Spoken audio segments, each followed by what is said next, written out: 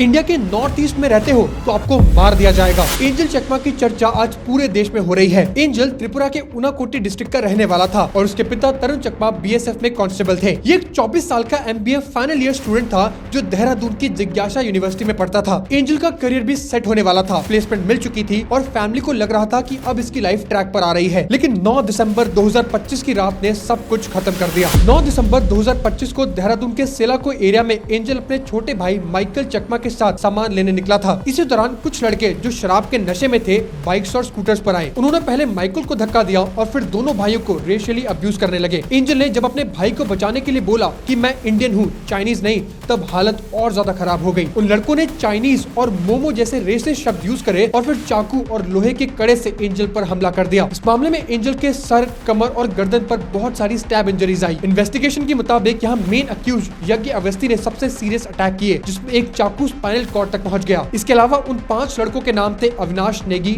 सूरज खवास, सुमित कुमार, शौर्य राजपूत और आयुष बदोनी। डॉक्टर्स ने बाद में कंफर्म किया कि स्पाइनल कॉर्ड का डैमेज इरिवर्सिबल था। माइकल को भी सर पर चोट लगी और दोनों भाइयों को धमकी दी गई कि पुलिस के पास गए तो अंजाम और बुरा होगा। अटैक के बाद सब लोग वहां से भाग गए। माइकल किसी तरह एंजल को ग्राफिकेरा हॉस्पिटल ले गए, जहां एंजल को आईसीयू में एडमिट किया गया। वो लगभग 17 दिन तक जिंदगी और मौत के बीच जूझता रहा। डॉक्टर्स ने भी पूरी कोशिश करी, लेकिन स्पाइनल इंजरी इतनी ज्यादा सीरियस थी कि रिकवरी पॉसिबल नहीं थी। आखिरकार 26 दिसंबर 2025 को एंजल चकमा ने दम तोड़ दिया। उसकी बॉडी 28 दिसंबर को वापस लाई गई और उनाकोटी डिस्ट्रिक्ट के उसके गांव मछमारा में अंतिम संस्कार हुआ। इस केस में पुलिस रिस्पांस पर भी सीरियस सवाल उठे। एंजल के पिता के अकॉर्डिंग शुरुआत में पुलिस ने एफआईआर रजिस्टर करने से भी मना कर दिया। 2-3 दिन बाद स्टूडेंट यूनियंस और सीनियर ऑफिसर्स के प्रेशर के बाद एफआईआर दर्ज हुई। अटैक में टोटल 6 लोग इन्वॉल्व थे। पुलिस ने 14 दिसंबर को 5 लोगों को अरेस्ट कर लिया, जिसमें 2 माइनर्स भी थे, जिन पर भारतीय न्याय संहिता के तहत स्ट्रिक्ट चार्जेस लगाए गए। लेकिन मेन अक्यूज यज्ञ अवस्थी, जिस पर स्पाइनल कॉर्ड इंजरी का डायरेक्ट इल्जाम है, वो नेपाल भाग गया। उसकी तलाश के लिए नेपाल में टीम्स भेजी गई हैं